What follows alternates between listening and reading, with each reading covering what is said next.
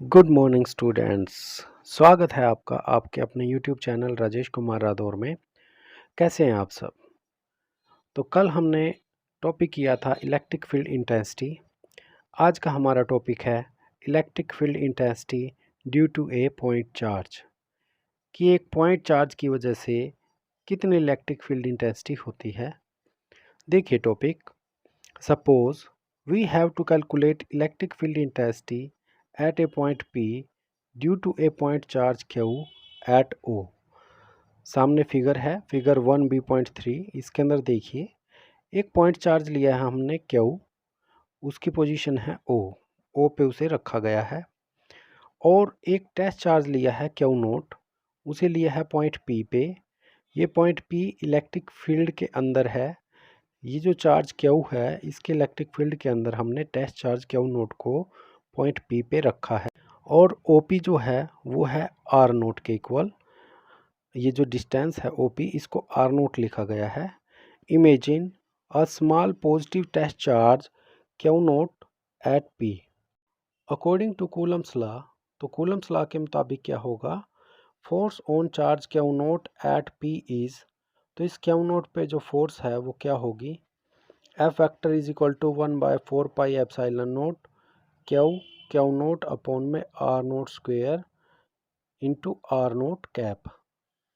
तो ये जो है कूलम्स लॉ ऑफ फोर्स के अंदर हमने पढ़ा था कि किन्हीं दो चार्जेस के बीच में जो फोर्स होता है वो उनके डिस्टेंस के स्क्वायर के इन्वर्सली प्रोपोर्शनल होता है, और ये जो डिस्टेंस है इसको आर नोट से रिप्रेजेंट किया गया है। इसलिए एफ वेक्टर का फार्मूला बनता है 1/4 pi epsilon naught Q naught upon में आर नोट स्क्वेयर, और ये वेक्टर फॉर्म में है, इसलिए राइट हैंड साइड में भी हमें वेक्टर बनाना पड़ेगा। तो उसके लिए हम आर नोट जो वेक्टर है इसकी डायरेक्शन को मल्टीप्लाई करते हैं आर नोट कैप को इसके साथ, तो ये भी एक वेक्टर बन जाता है। वेयर, देखिए आगे लिखा हुआ है, where R note cap is unit vector directed from Q towards Q nought. तो आर नोट एक यूनिट वेक्टर है जो क्यू से क्यू नोट की तरफ है, इसकी डायरेक्शन। आगे देखिए, as E vector is equal to F vector upon में क्यू नोट। ये हमने कल इलेक्ट्रिक फील्ड इंटेंसिटी की डेफिनेशन में पढ़ा था कि इलेक्ट्रिक फील्ड जो होती है वो होती है force on per unit test charge. तो अब एफ वेक्टर हमने पिछले पेज पे जो वैल्यू निकाली है वो यहाँ पुट करेंगे इस फॉर्मूले के अंदर। तो ई वेक्टर की वैल्यू बनेगी is equal to 1/4 pi epsilon naught Q upon में are naught square into are note cap. इसको इक्वेशन 3 से रिप्रेजेंट कर देंगे। In general the electric field vectors at several points around a positive point charge are directed radially outwards as shown in figure 1b.4। तो ये जो सामने figure दिखाई दे रही है यहाँ पे आप देख सकते हैं कि पॉजिटिव चार्ज से जो इलेक्ट्रिक फील्ड वेक्टर है या कह लो जो डायरेक्शन है वो आउटवर्ड होती है, तो बाहर की तरफ है।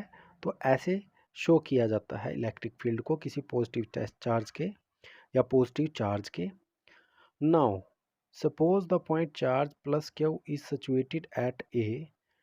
तो हम मान लेते हैं कि ये जो प्लस क्यू चार्ज है ये ए पॉइंट पे है, where O A vector is equal to are I vector.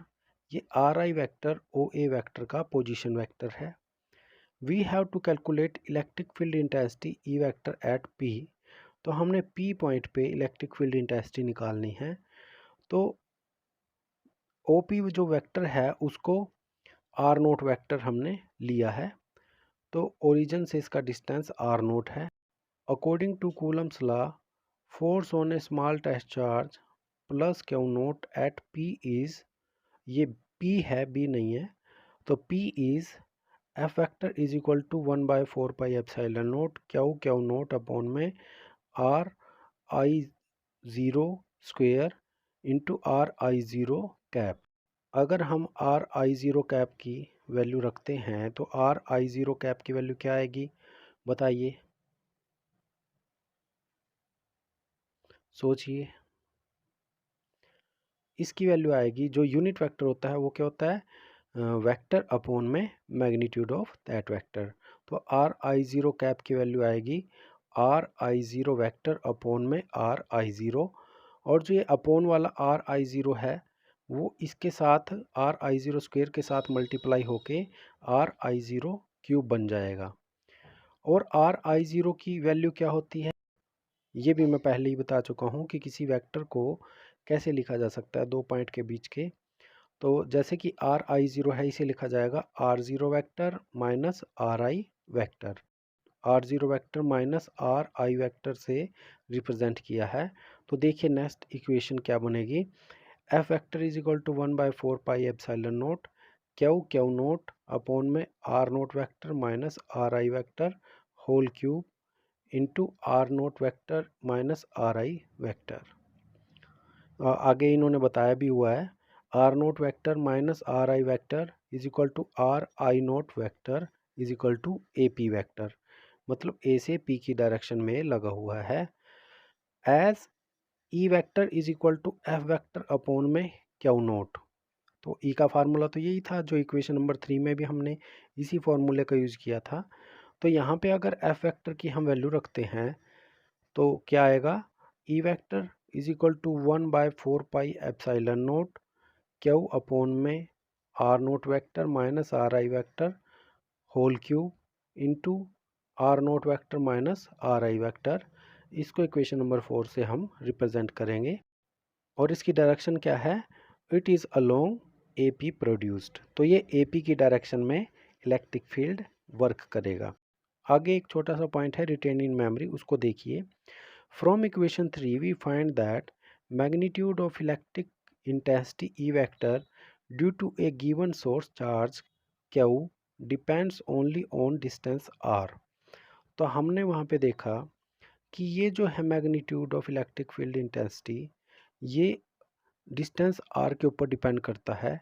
दस at equal distances from the source charge Q, तो सोर्स चार्ज क्यू से जितने भी पॉइंट इक्वल डिस्टेंस पे होंगे वहाँ पे मैग्नीट्यूड क्या होगा, वहाँ पे मैग्नीट्यूड होगा same. The magnitude of E vector is same if a point charge were at the centre of a sphere.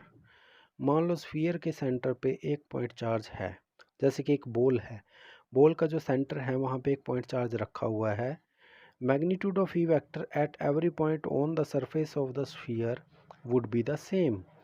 तो उस स्फीयर की सरफेस पे जो मैग्नीट्यूड होगा वो ई वेक्टर का वो हर तरफ सेम होगा, जैसे कि बॉल के सरफेस के ऊपर।